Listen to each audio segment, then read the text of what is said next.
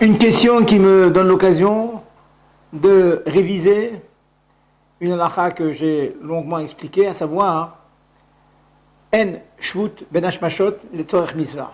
Ah, phrase compliquée, que je traduis.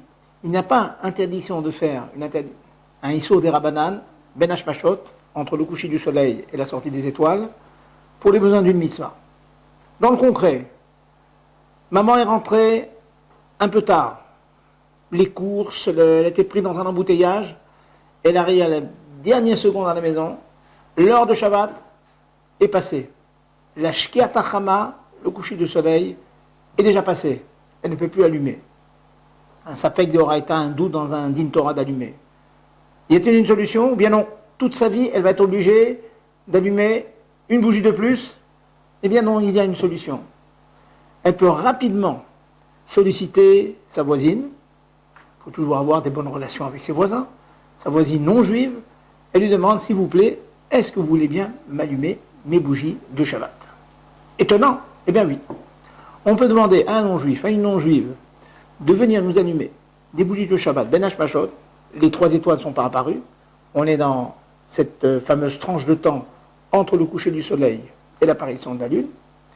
Eh bien, on peut demander à un non-juif d'allumer les bougies de Shabbat. Et aussi étonnant que ça puisse vous paraître, le Mazaken tranche que la maman peut faire la bracha. Elle n'a pas allumé, elle dit pourtant les mots les adlik ner shel Shabbat, d'allumer les bougies de Shabbat, shel Shabbat Kodesh, de Shabbat Kodesh.